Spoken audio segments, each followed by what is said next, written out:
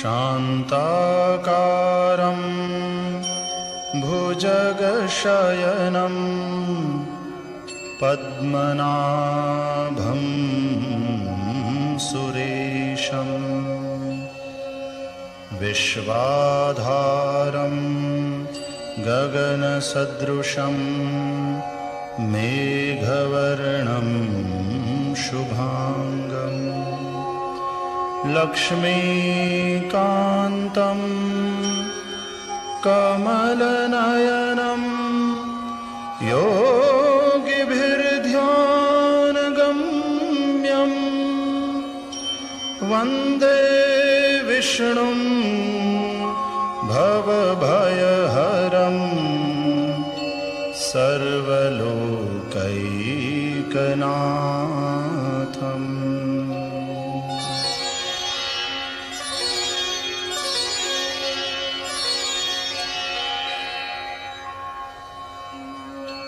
ओम श्री परमात्मने नमः। अथ श्री विष्णु सहस्रनाम स्तोत्रम् यस्य स्मरणमात्रेण जन्म संसार बन्धनात् विमुच्यते। नमस्तस्मै विष्णवे प्रभविष्णवे। नमः समस्तभूतानां आदिभूताय भूभृते अनेकरूपरूपाय विष्णवे प्रभविष्णवे।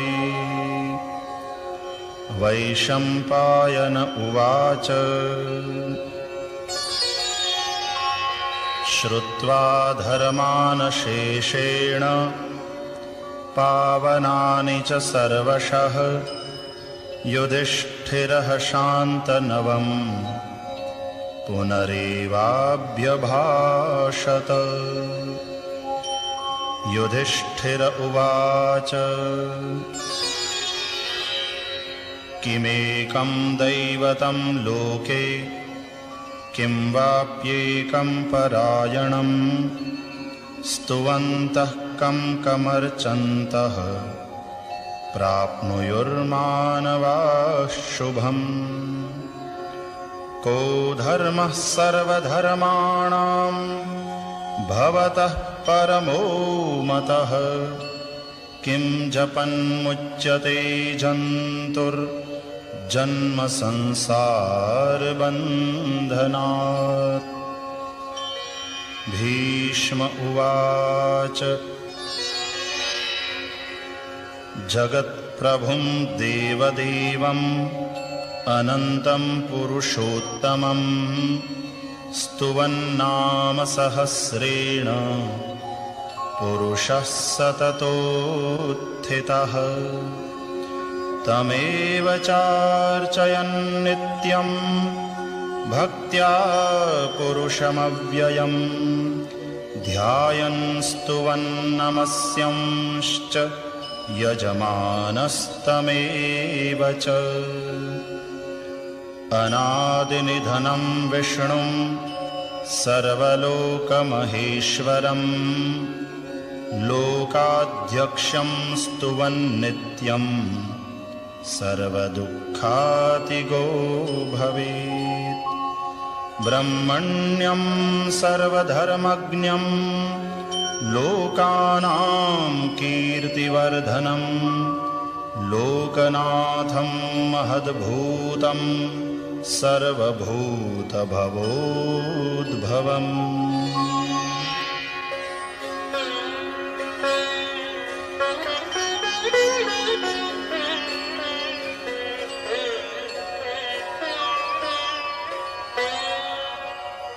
एष मे सर्वधर्माणां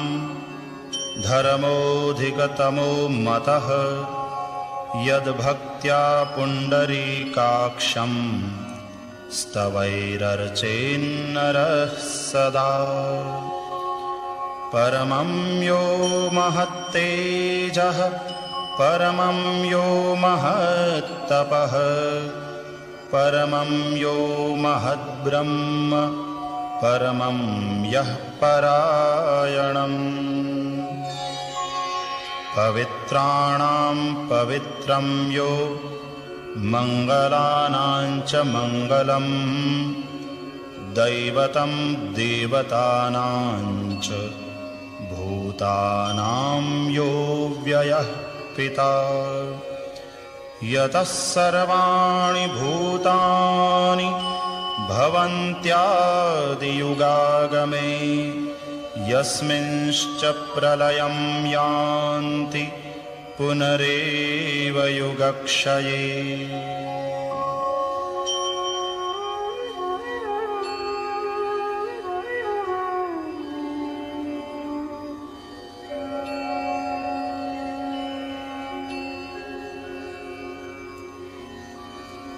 तस्य लोकप्रधानस्य जगन्नाथस्य भूपते विष्णोर्नाम सहस्रं मे शृणु पापभयापहम् यानि नामानि गौणानि विख्यातानि महात्मनः ऋषिभिः परिगीतानि तानि वक्ष्यामि भूतये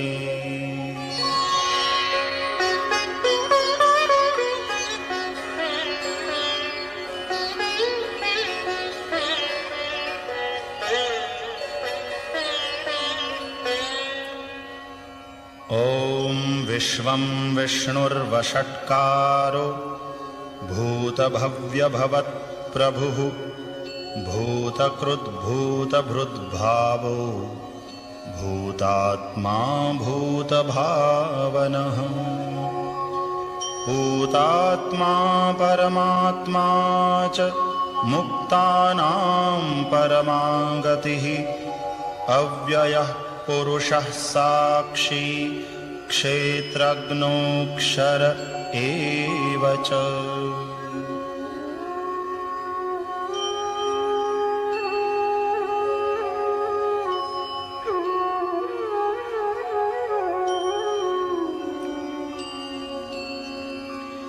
योगो योगविदां नेता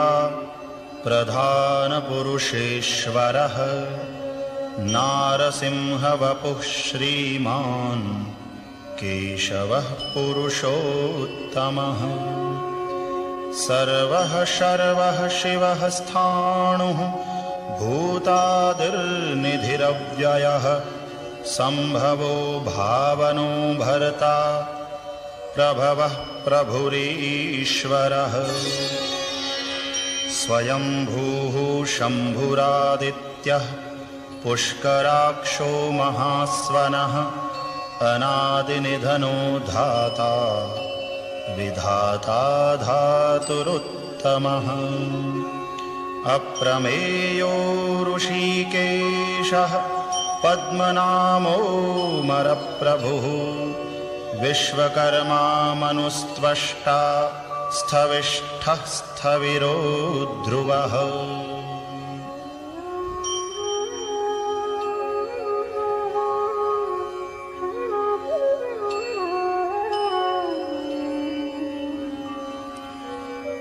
अग्राह्यः शाश्वतः कृष्णो लोहिताक्षः प्रतर्दनः प्रभूतस्त्रिककुब्धाम पवित्रं मङ्गलं परम् ईशानः प्राणदः प्राणो ज्येष्ठः श्रेष्ठः प्रजापतिः हिरण्यगर्भो भूगर्भो माधवो मधुसूदनः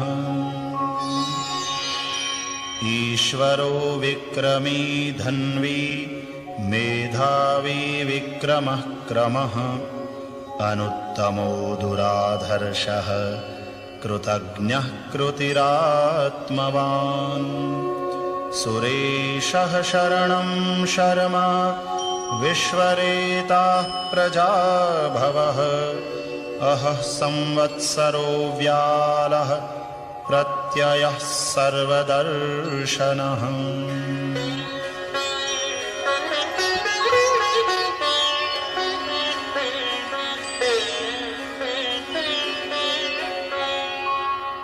अजः सर्वेश्वरः सिद्धः सिद्धिः सर्वादिरच्युतः वृषा कपिरमेयात्मा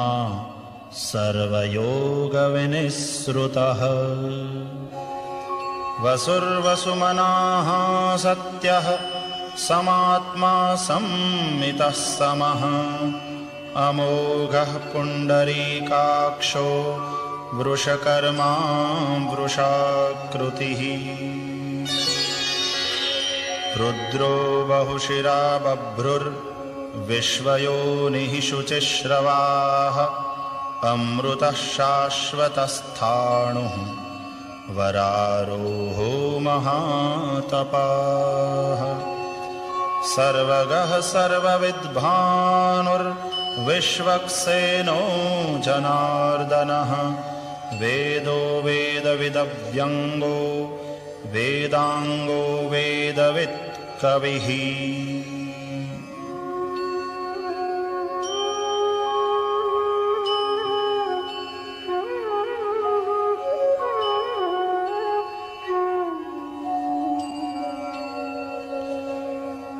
लोकाध्यक्षः सुराध्यक्षो धर्माध्यक्षः कृताकृतः चतुरात्मा चतुर्व्यूहः चतुर्द्रंष्ट्रश्चतुर्भुजः भ्राजिष्णुर्भोजनं भोक्ता सहिष्णुर्जगदादिजः अनघो विजयो जेता विश्वयोनिः पुनर्वसुः उपेन्द्रो वामनः प्रांशुः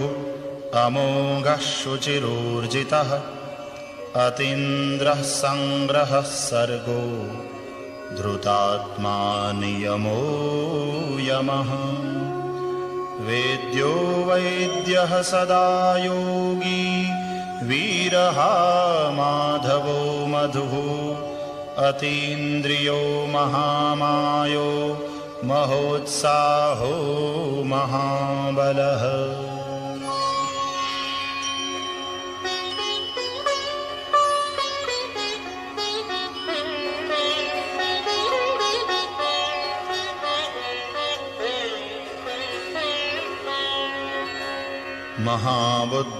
महाबुद्धिर्महावीर्यो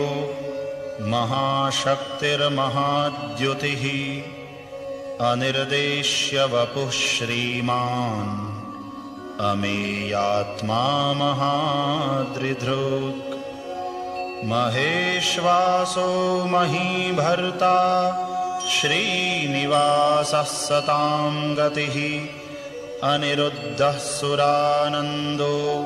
गोविन्दो गोविदाम्पतिः मरीचिर्दमनो हंसः सुपर्णो भुजगोत्तमः हिरण्यनाभः सुतपाः पद्मनाभः प्रजापतिः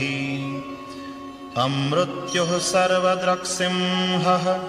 सन्धाता सन्धिमान् स्थिरः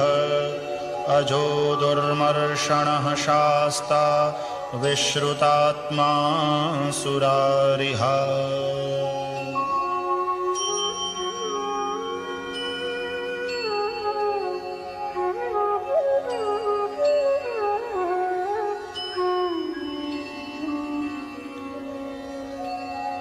गुरुर्गुरुतमो धाम सत्यः सत्यपराक्रमः निमिषो निमिषस्रग्वी वाचस्पतिरुदारधीः अग्रणीर्ग्रामणीः श्रीमान् न्यायो नेता समीरणः सहस्रमूर्धा विश्वात्मा सहस्राक्षः सहस्रपात् आवर्तनो निवृत्तात्मा संवृतः संप्रमर्दनः अहः संवर्तको वह्निः अनिलो धरणीधरः सुप्रसादः प्रसन्नात्मा विश्वधृग् विश्वभुग् विभुः सत्कर्ता सत्कृतः साधुर्जह्नुर्नारायणो नरः।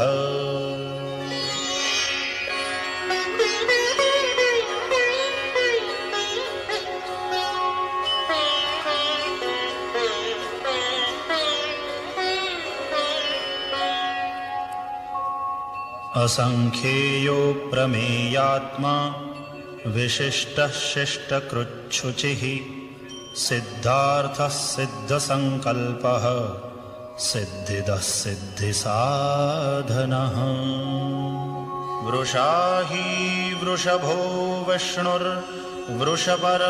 वृषोदरः वर्धनो वर्धमानश्च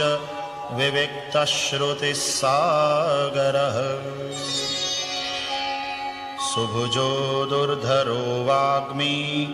महेन्द्रो वसुदो वसुः नैकरूपो बृहद्रूपः शिपिविष्टः प्रकाशनः। ओजस्तेजोद्युतिधरः प्रकाशात्मा प्रतापनः रुद्धः स्पष्टाक्षरो मन्त्रः चन्द्रांशुर्भास्करद्युतिः।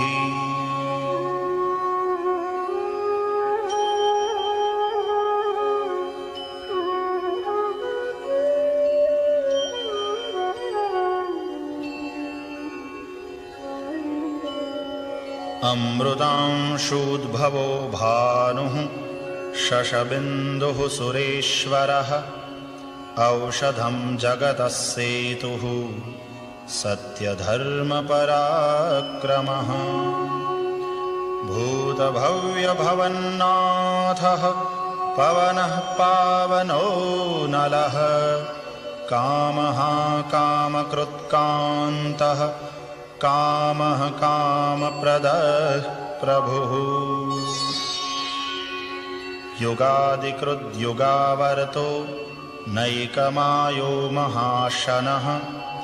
अदृश्यो व्यक्तरूपश्च सहस्रजिदनन्तजित्।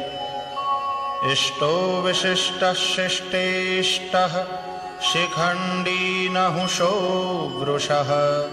क्रोधः क्रोधकृत्कर्ता विश्वबाहुर्महीधरः।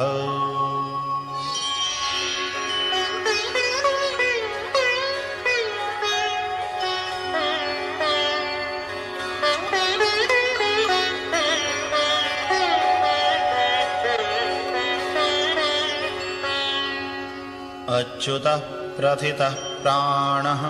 प्राणदो वासवानुजः अपान्निधिरधिष्ठानम् अप्रमत्तः प्रतिष्ठितः। स्कन्दः स्कन्दधरो धुर्यो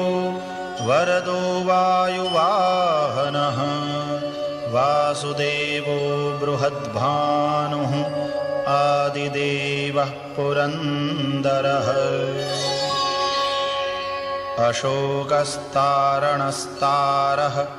शूरः शौरिर्जनेश्वरः अनुकूलः शतावर्तः पद्मी पद्मनिभीक्षणः।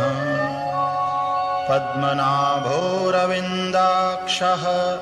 पद्मगर्भः शरीरभृत् महर्धिरुद्धो वृद्धात्मा महाक्षो गरुडध्वजः।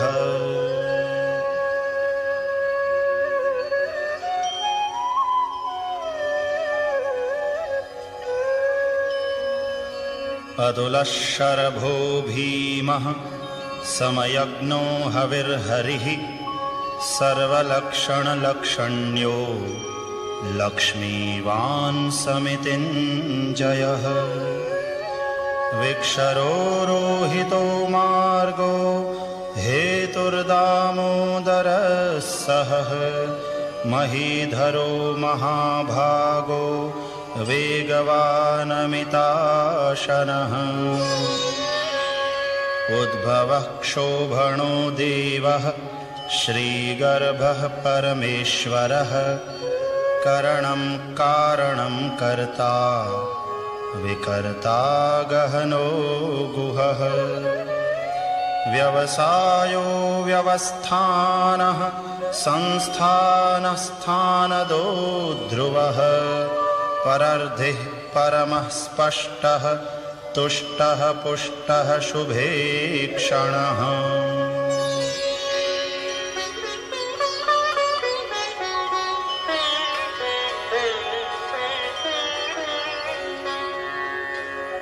रामो विरामो विरजो मार्गो नेयो नयो नयः वीरः शक्तिमतां श्रेष्ठो धर्मो धर्मविदुत्तमः वैकुण्ठः पुरुषः प्राणः प्राणदः प्रणवः पृथुः हिरण्यगर्भः शत्रुघ्नो व्याप्तो वायुरधोक्षजः ऋतुः सुदर्शनः कालः परमेष्ठी परिग्रहः उग्रः संवत्सरो दक्षो विश्रामो विश्वदक्षिणः विस्तारस्थावरस्थाणुः प्रमाणं बीजमव्ययम् अर्थोऽनर्थो महाकोशो महाभोगो महाधनः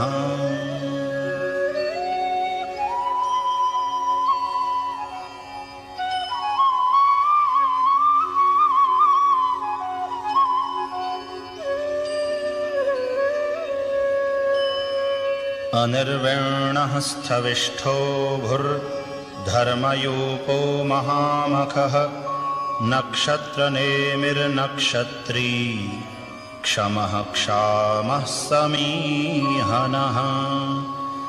यज्ञ इज्यो महेज्यश्च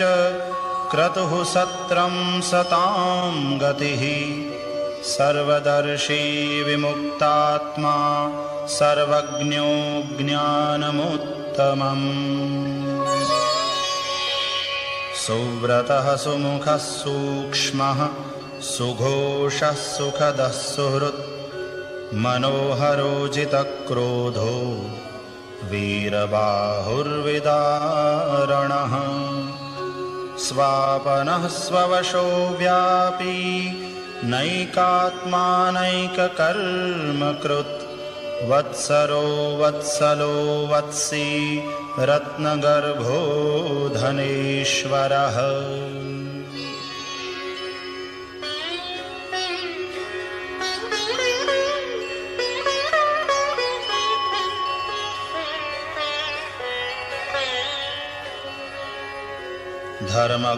धर्मगुप्धर्मकृद्धर्मी सदसत्क्षरमक्षरम् अविज्ञाता सहस्रांशुः विधाता कृतलक्षणः गभस्तिनेमिः सत्त्वस्थः सिंहो भूतमहेश्वरः आदिदेवो महादेवो देवेशो देवभृद्गुरुः उत्तरो गोपतिर्गोप्ता ज्ञानगम्यः पुरातनः शरीरभूतभृद्भोक्ता कपीन्द्रो भूरिदक्षिणः सोमपोऽमृतपः सोमः पुरुजित्पुरुषोत्तमः विनयो जयः सत्यसन्धो दाशार्हः सात्वतां पतिः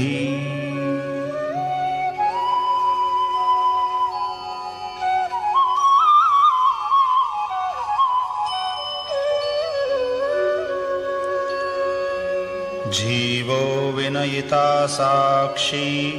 मुकुन्दो मितविक्रमः अम्भो निधिरनन्तात्मा महोदधिशयोऽन्तकः अजो महार्हः स्वाभाव्यो जितामित्रः प्रमोदनः आनन्दो नन्दनो नन्दः सत्यधर्मा त्रिविक्रमः महर्षिः कपिलाचार्यः कृतज्ञो मेदिनीपतिः त्रिपदस्त्रिदशाध्यक्षो महाशृङ्गः कृतान्तकृत् महावराहो गोविन्दः सुषेणः कनकाङ्गदी गुह्यो गभीरो गहनो गुप्तश्चक्रगदाधरः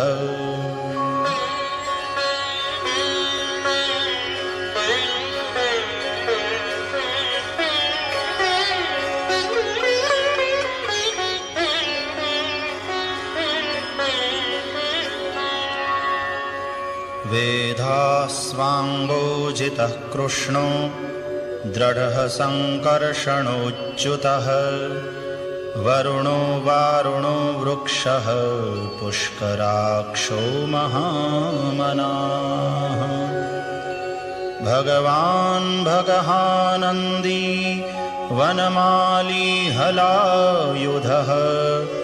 आदित्यो ज्योतिरादित्यः सहिष्णुर्गतिसत्तमः सुधन्वा खण्डपरशुर्दारुणो द्रविणप्रदः दिवि स्पृक् सर्वदृग्व्यासो वाचस्पतिरयो निजः त्रिसामा सामगः साम निर्वाणं भेषजं विशक् संन्यासकृच्छमः शान्तो निष्ठा शान्तिः परायणः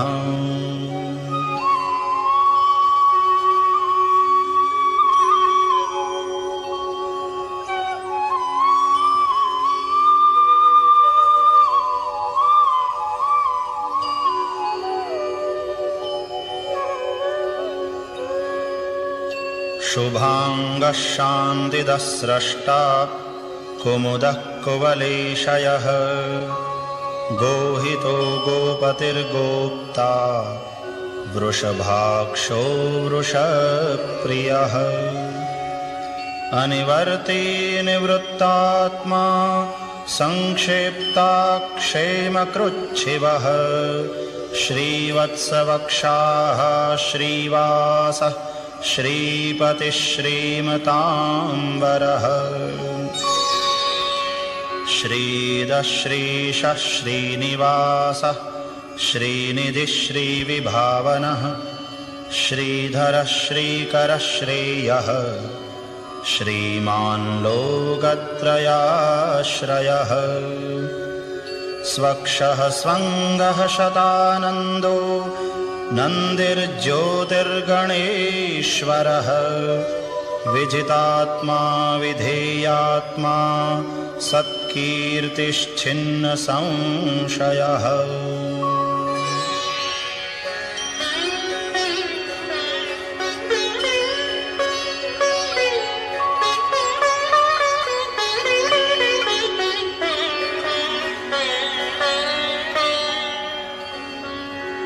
उदीर्णः सर्वतश्चक्षुः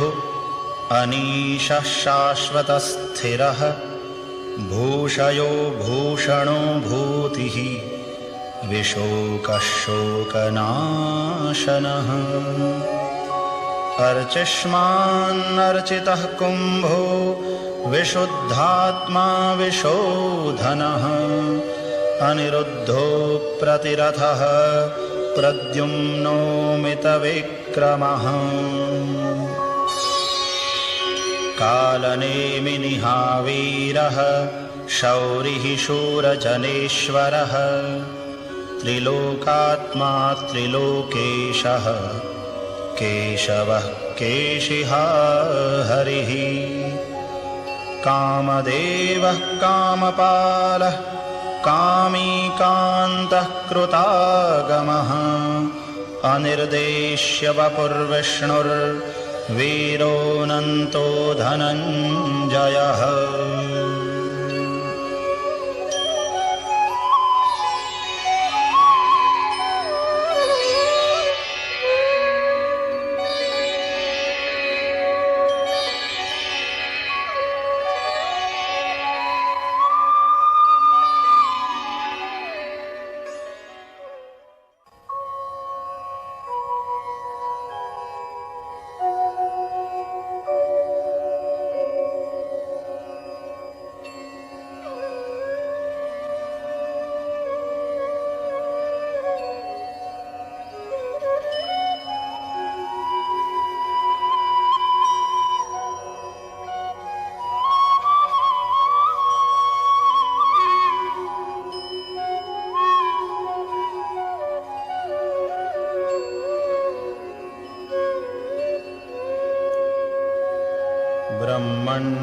ब्रह्मकृद्ब्रह्मा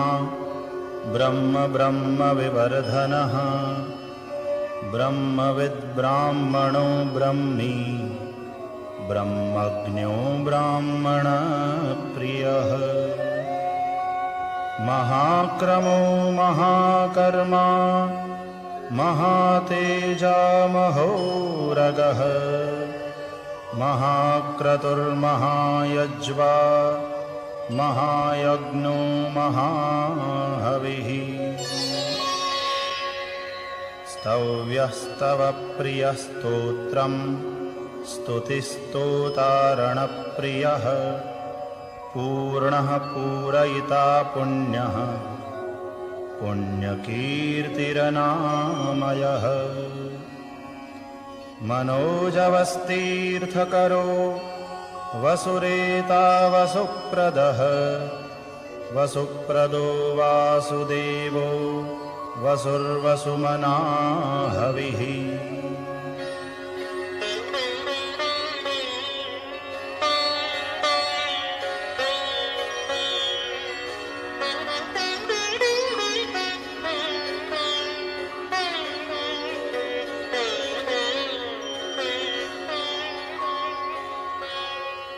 सद्गतिः सत्कृतिः सत्ता सद्भूतिः सत्परायणः शूरसेनो यदुश्रेष्ठः सन्निवासः सुयामुनः भूतावासो वासुदेवः सर्वासु निलयो नलः दर्पः दर्पदो द्रप्तो दुर्धरोऽथापराजितः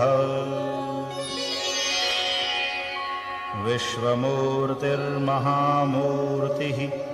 दीप्तमूर्तिरमूर्तिमान्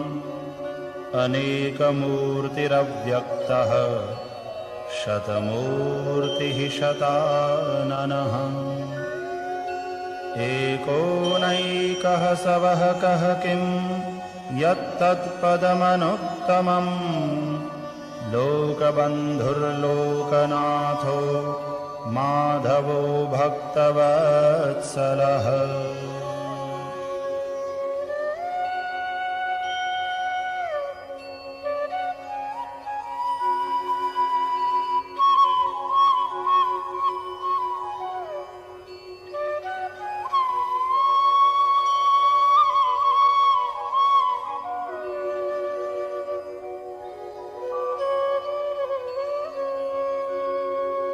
सुवर्णवर्णो हेमांगो वरांगश्चंदनांगदी वीरहा विषमः शून्यो घृताशीरचलश्चलः अमानीमानदो मान्यो लोकस्वामी त्रिलोकधृक् सुमेधा मेधजो धन्यः सत्यमेधाधराधरः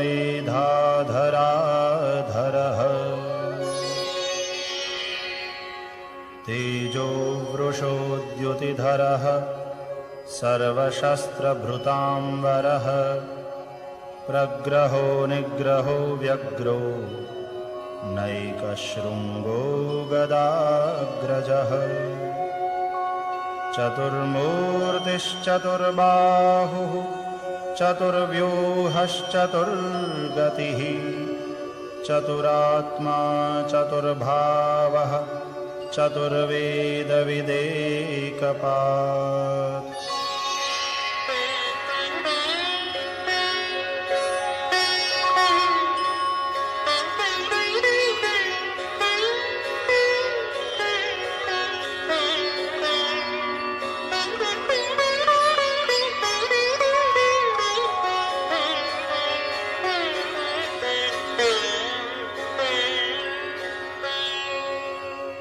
समावर्तो निवृत्तात्मा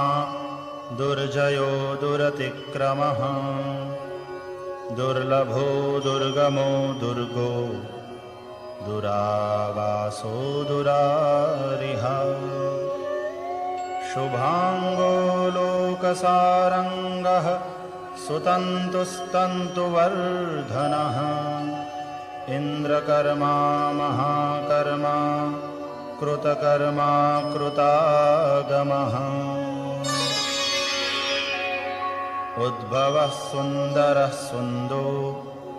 रत्ननाभः सुलोचनः अर्को वाजसनः शृङ्गी जयन्तः सर्वविजयी सुवर्णबिन्दुरक्षोभ्यः सर्ववागीश्वरेश्वरः महाह्रदो महागर्तो महाभूतो महानिधिः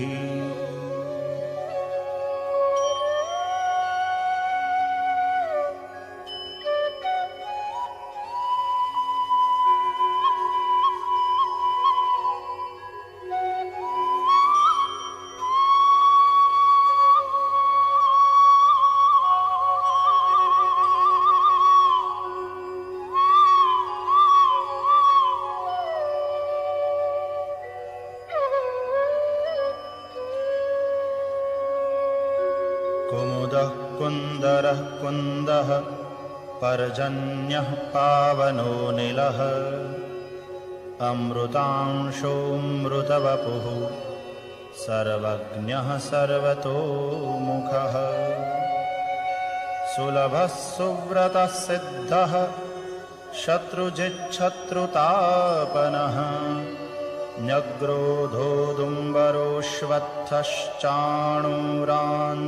न्यग्रोधोदुम्बरोऽश्वत्थश्चाणूरान्ध्रनिषूदनः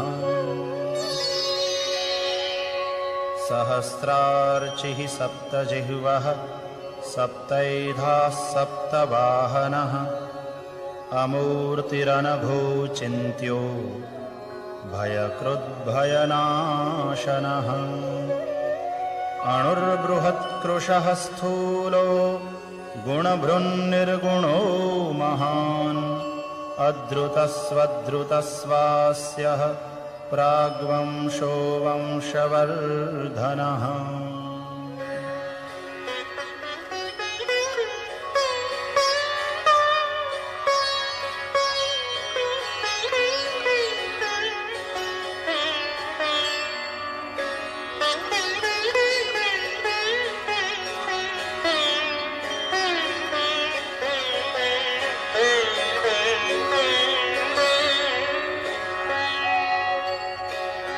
भारभृत्कथितो योगी योगीशः सर्वकामदः आश्रमश्रमणक्षामः सुपर्णो वायुवाहनः धनुर्धरो धनुर्वेदो दण्डो दमयिता दमः अपराजितः सर्वसहो नियन्ता नियमो यमः सत्त्ववान् सात्विकः सत्यः सत्यधर्मपरायणः अभिप्रायः प्रियार्होर्हः प्रियकृत्प्रीतिवर्धनः विहाय सगतिर्ज्योतिः सुरुचिर्हुतभुग्विभुः रविर्विरोचनः सूर्यः सविता रविलोचनः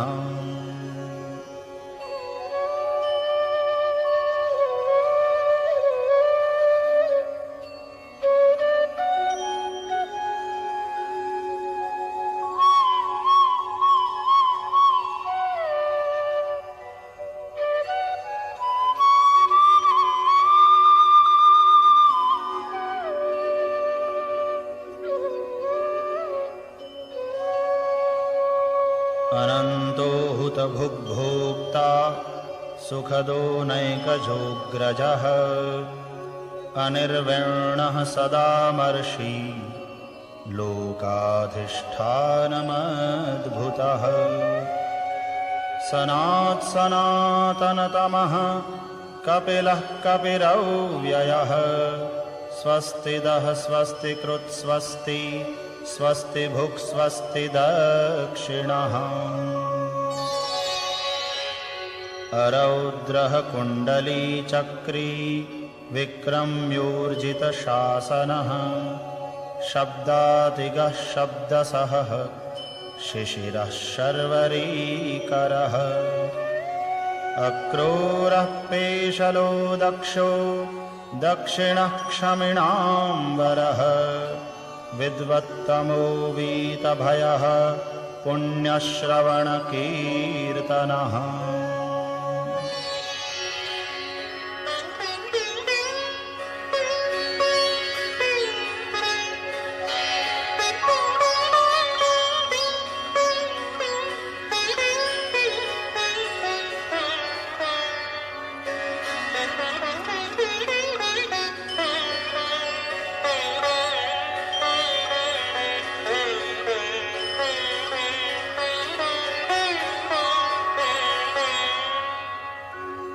उत्तारणो दुष्कृतिः पुण्यो दुःस्वप्ननाशनः वीरः रक्षणः सन्तो जीवनः पर्यवस्थितः अनन्तरूपोऽनन्तश्रीः जितमन्युर्भयापहः चतुरस्रो गभीरात्मा विदिशो व्यादिशो दिशः अनादिर्भूर्भुवो लक्ष्मीः सुवीरो रुचिराङ्गदः जननो जनजन्मादिर्भीमो भीमपराक्रमः आधारनिलयो धाता पुष्पहासः प्रजागरः ऊर्ध्वगः सत्पथाचारः प्राणदः प्रणवः पणः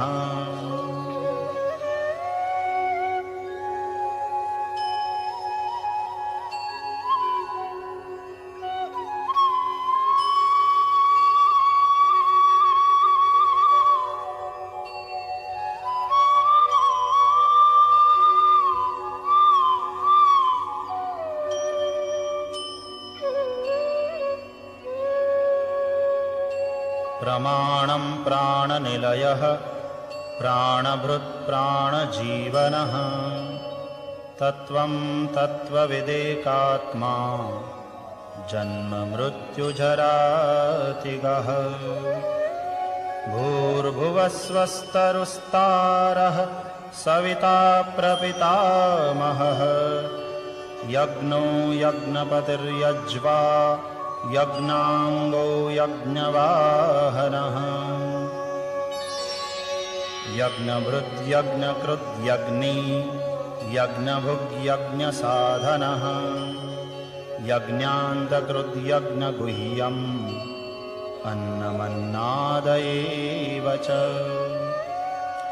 आत्मयोनिस्वयं जातो वैखानः सामगायनः देवकीनन्दनः स्रष्टा क्षितीशः पापनाशनः शङ्खभृन्नन्दकी चक्री शार्ङ्गधन्वा गदाधरः रथाङ्गपाणिरक्षोभ्यः सर्वप्रहरणायुधः सर्वप्रहरणायुध ॐ नम इति।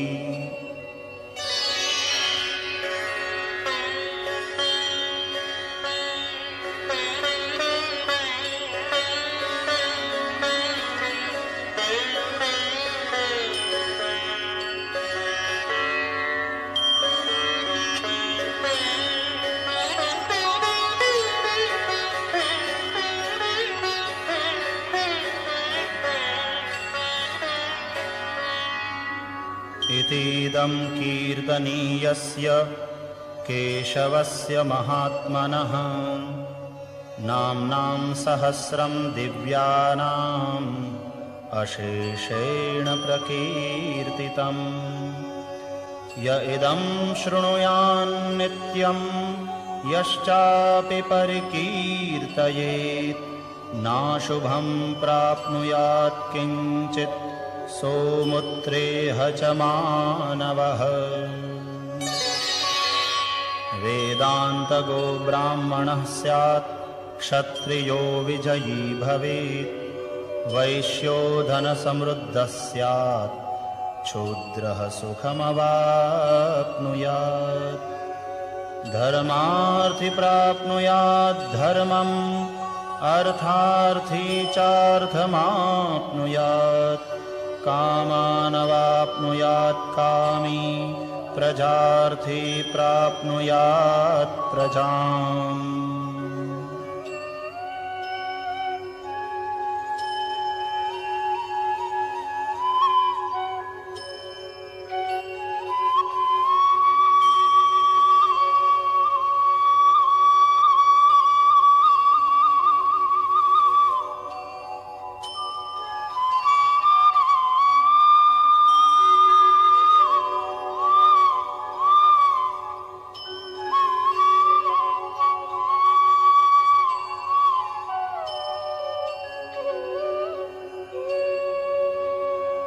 भक्तिमान्यः सदोत्थाय शुचिस्तद्गतमानसः सहस्रं वासुदेवस्य नाम्नामेतत्प्रकीर्तये यशः प्राप्नोति विपुलं ज्ञातिप्राधान्यमेव च अचलां श्रियमाप्नोति श्रेयः प्राप्नोत्यनोत्तमम् न भयं क्वचिदाप्नोति वीर्यं तेजश्च विन्दति भवत्यरोगोद्युतिमान् बलरूपगुणान्वितः रोगार्तो मुच्यते रोगात् बद्धो मुच्येत बन्धनात् भयान्मुच्येत भीतस्तो मुच्येतापन्न आपदः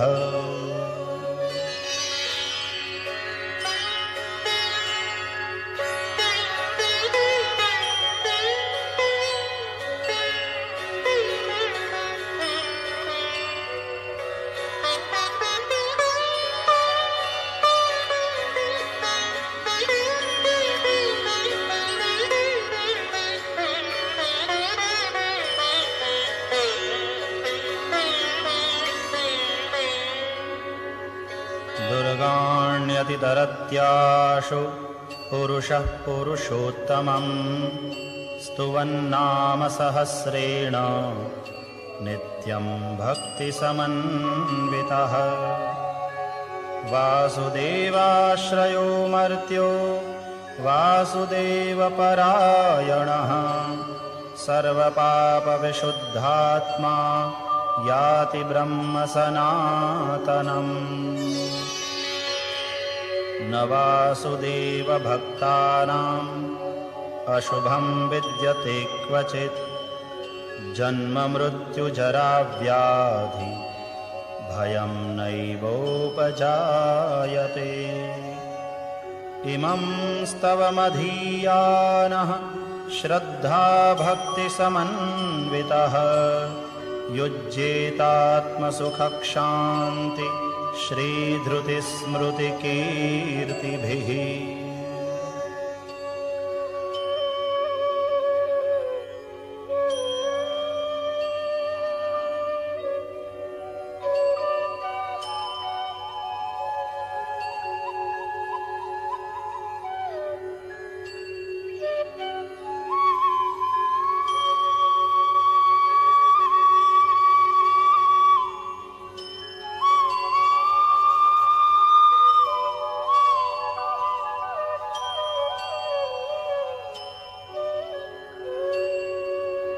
न क्रोधो न च मात्सर्यं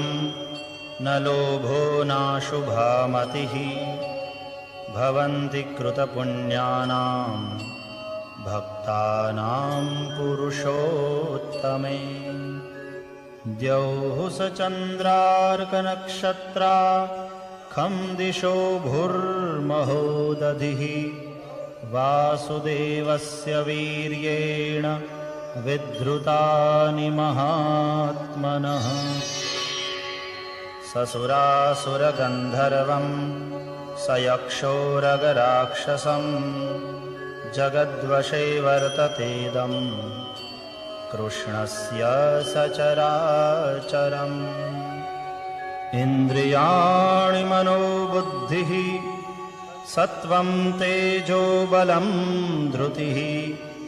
वासुदेवात्मकान्याहुः क्षेत्रं क्षेत्रज्ञ एव च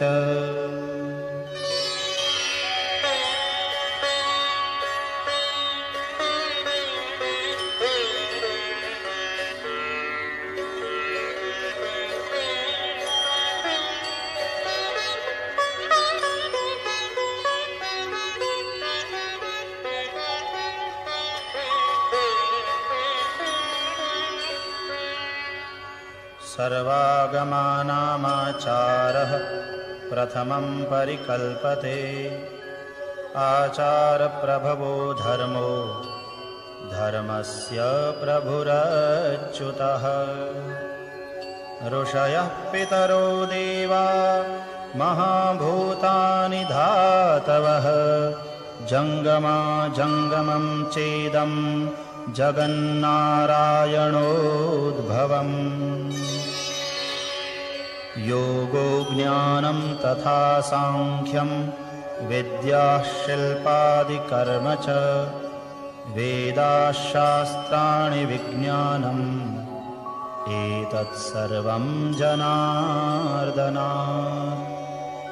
एको विष्णुर्महद्भूतं पृथग्भूतान्यनेकशः त्रीन् लोकान् व्याप्य भूतात्मा भुङ्क्ते विश्वभुगौ व्ययः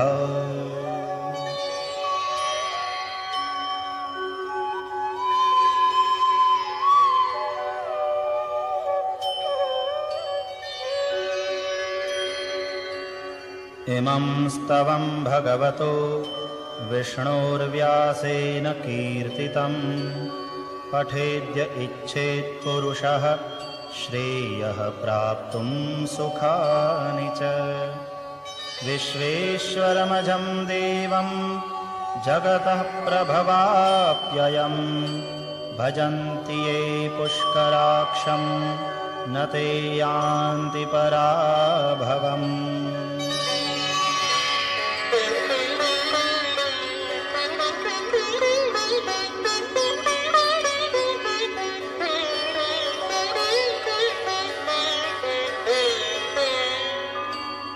ॐ तत्सदिति श्रीमहाभारते शतसाहस्र्यां संहितायां वैयासिक्याम् आनुशासनिके पर्वणि भीष्मयुधिष्ठिरसंवादे श्रीविष्णोर्दिव्यसहस्रनामस्तोत्रम्